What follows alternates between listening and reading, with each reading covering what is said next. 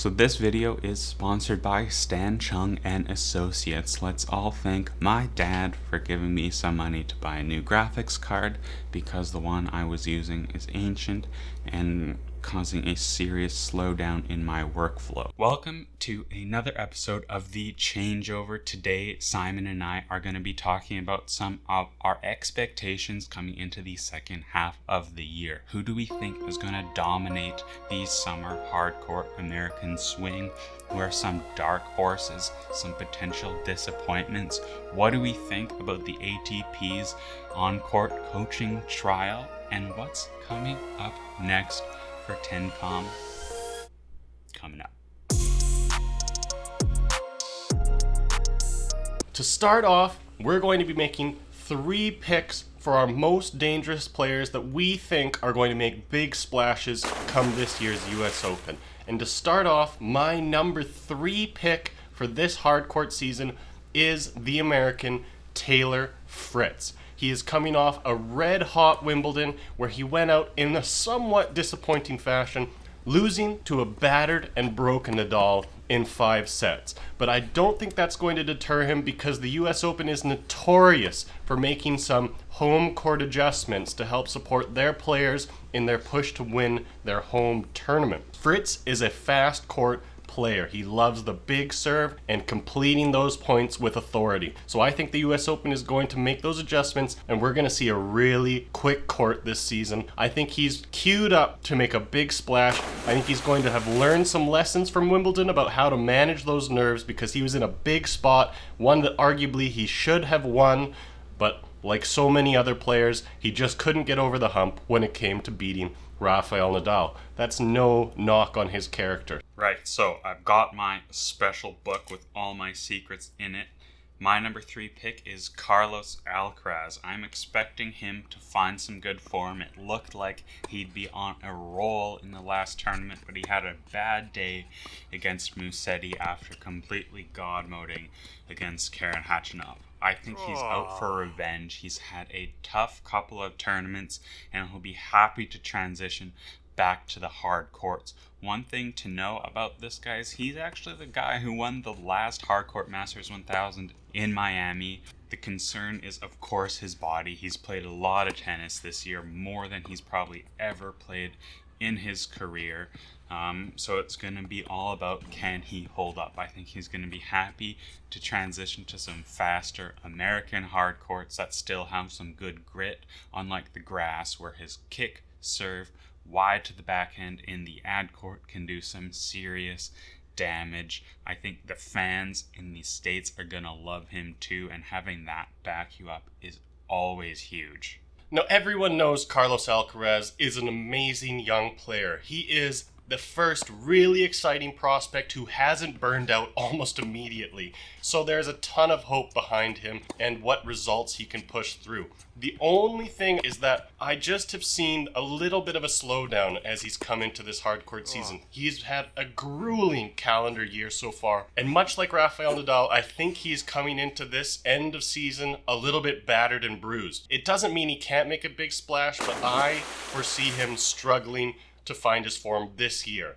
With that being said, my number 2 pick for most dangerous player heading into the summer swinger season is Jannik Sinner. He is farm boy strong, and he is coming out there every single day, day in, day out, to take your head off with a tennis ball. He is dangerous from all corners of the court, and he's only getting better. He went out in 5 sets to Novak Djokovic, but gave him arguably his hardest match of the entire Wimbledon event. And I think he is primed and ready after making the round of 16 at last year's US Open and going deep at this year's Wimbledon to make a big push. Now that Djokovic and Zverev are both out of the tournament, 2 of his hardest matchups historically, and Nadal is, who knows what he is. He is a big question mark at this year's tournament. But with that being said, headed in, I think Jannik Sinner has to be one of the favorites of this year's hardcourt swing. So before we get into my number 2 pick, I just need to say my bit about Jannik Sinner. I do not trust this guy to find world beating form this season. I just don't see the variation in his game. While he did have a very strong showing at Wimbledon, we have to acknowledge that was a weakened field. The variation in Jannik's game just isn't quite there, and I think players are figuring out how to beat him. He's got big forehand and backhand, but when you throw in slices, it's tough for that big frame to get down low, and he does have a tendency to dump volleys up at the net. Net game has always been a crucial part of the American hardcourt swing, and this season I don't expect to be any different. I actually don't even have a number 2 pick. My second summer swinger is going to be who I expect to be a serious disappointment before I give you my number 1 pick as most dangerous player on the hard courts, and that is Casper Ruud. Casper Ruud, I'm not a big fan. I feel like while he's a good fighter on court, he doesn't have that lethal instinct. We saw him completely roll over to Rafael Nadal in the French Open final, which was a huge disappointment. It looked like he walked on that court just to hand Rafa the trophy. Pretty disappointing not to see a bigger fight from him on that front. He's also still losing to players he really shouldn't be. Yes, he did have a good win against Berrettini, but Berrettini has not had many clay matches under his belt this season, and clay is frankly his worst surface. Ruud should be winning that match. But if you look at his record, he lost at the Sweden Open to Cerundolo, something he should not be doing. He lost to Wimbledon to Humbert, something he should not be doing. He lost to Peniston in Queens. He should not be losing that. How can you lose to a man named Peniston? How can you win against a man named Peniston is what I want to know. In Madrid, a faster clay court, reminiscent almost of a hard court, he lost to Lajovic, some guy who should not be losing to. At the Bavarian Open before that, still on clay, he lost to BVZ. And before that in Barcelona, he lost to PCB. So the man, he's winning matches, but he's playing so many tournaments, those miles are adding up on the body. And he's still just not winning every match the way a guy with a true killer instinct should. So I'm expecting some early exits from Casper through to the US Open. So Casper Ruud, you know how we feel about him at TennCom, although I don't exactly understand why he made Beckett's number 2 most dangerous picks, but I guess he was just that disappointed in his performances this season. Personally, I respect the hustle and the grind that he's on, but the calendar year he fills up is just insane, so I can't imagine that he's at 100% almost at any point during the season, and he's certainly not strongest on a fast hard court, so I don't expect him to be doing any big things this season, although you never know. The guy just seems to stick around and hang out around the top echelon of the game, so we'll have to wait and see. But my number 1 pick for most dangerous player in the Summer Swinger season is the Russian nuclear threat, and that is Daniil Medvedev. He has the best celebrations in the game. He has the gangliest arms in the game. He is an unbelievable hardcourt player, and not to mention the defending champion of this US Open tournament. He is a hardcourt specialist. He is unbelievable everywhere. A defensive wizard on the court. He uses his unorthodox shots to aplomb, and he is not afraid of getting into the mix when it comes to dealing with a crowd. He is a big-time player, and I think that he is going to be making a big-time splash this year. 2022 Summer Swinger season is the season of Medved. Mark my words. I have absolutely got to agree with Simon on Daniil Medvedev. He is going to be out for revenge after being disallowed unjustly not playing Wimbledon. He'll be back. The American hardcourt season was his breakout spot. He's historically always played his best tennis here. I'm not expecting anything less from Daniil Medvedev, but he's not my number 1 pick. My number 1 pick this year is actually going to be Matteo Berrettini. Yes, he did have a tough loss against Casper Ruud. Matteo Berrettini was unstoppable on the faster grass courts, and he was nearly unstoppable on the slower clay courts, meeting in between on the hard court. I think he's going to be a force to be reckoned with. While we don't know the court speeds for the next couple of tournaments, I bet Montreal is going to be fast. Canadian tennis is going to want to be speeding up those courts to support their heroes, Felix and Chapeau, and Same with the American hardcourts trying to support their guys like that enormous serve bot. Oh wait, there's two of them. I just think Berrettini is going to be dangerous. His return of serve is looking better than ever. When he beat Thiem, it was firing. His backhand was looking extremely solid, and that forehand is as overpowering as it has ever been. So I'm expecting big things from Berrettini, maybe even a first slam coming at the US Open. Let's get into our dark horse picks. Guys not necessarily extremely low in ranking, but who may be facing particularly adverse circumstances coming in to the summer swing. For my 2022 Summer Swingers Dark Horse pick, I am picking a man that Beckett just mentioned in the same sentence as Matteo Berrettini, and that is Dominic the Dominator Thiem. He is an unbelievable player who I felt like was in every conversation and on the tip of every tongue up until he got injured, and then he sort of just disappeared off the face of the earth. Nobody heard a thing about him, and he's shown some mixed results in his attempt to get back to top form in time for this year's US Open, one of the tournaments where he has historically done pretty well. Now, I'm going to talk about what I've seen when I've watched Dominic Thiem so far this year, and that is a man who is clearly still shaking off the rust when it comes to getting used to that match play. But what I've also seen is a man with a backhand that is as big as it's ever been.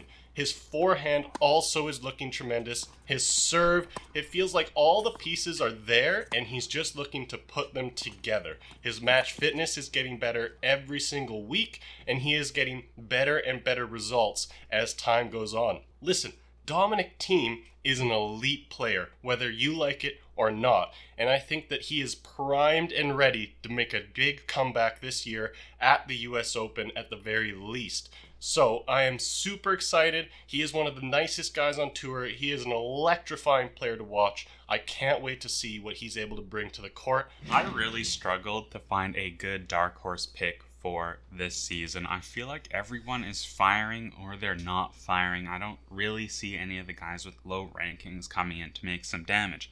I wanted to pick Taylor Fritz, but that stupid head that I work with already picked him for his number 3 most dangerous player, and I didn't want to repeat. So today I'm going to pick Nick Kyrgios as my dark horse. You may say, hey, that's the Wimbledon finalist. He's not a dark horse. But actually, Nick Kyrgios is a nut job. He's completely crazy. You never know what to expect from him. He could be on complete vacation mode. He recently pulled out of Atlanta, accused of being way too hungover after a crazy night out with the cock. You may have noticed the cock got completely destroyed in his match as well. But I'm hopeful for Nick Kyrgios. I think he is going to be coming in to the hardcourt season with a very positive outlook, more confident than ever after his miracle results at Wimbledon.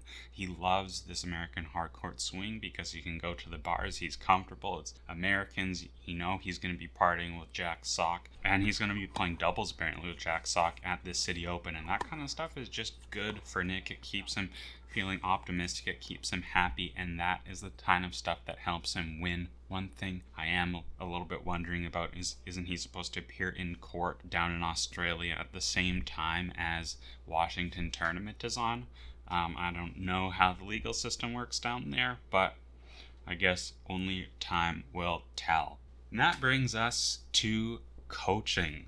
So the ATP is going to be doing a trial run over the next couple of tournaments with some on-court coaching, something that I personally am really not looking forward to. I can't help but think this is a bit of a ruse by Tsitsipas and his coach Patrick Mouratoglou to give Patrick even more of the spotlight. We all know that Patrick basically won the slams for Serena in his mind, so he's like a infinite time Grand Slam champion, and I think he just wants to be even more part of the spotlight, but maybe that's just a bit too much hearsay for tennis fans. What I'm really not looking forward to is missing out on having players solve problems for themselves.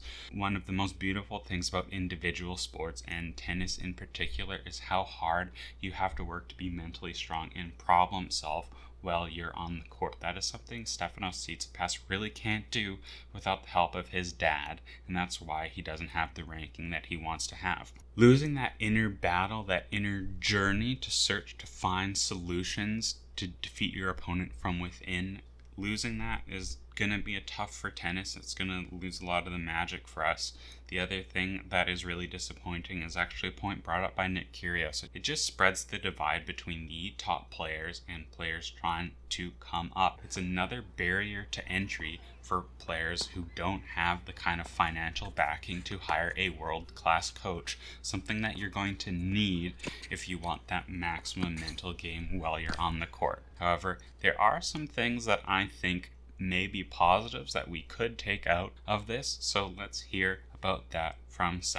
Beckett makes a lot of great points when it comes to the problems that allowing coaching during a match can pose, from it being sort of a gatekeeper style of rule change that will enhance the powers of the already ultra-powerful elite tennis players. But there's a reason I'm willing to listen to this particular change, and that is because this is a change that's actually adding more humanity to the game of tennis. Unlike changes such as removing lines people, it's not taking away that human aspect, it's adding an extra dynamic into what we're already watching.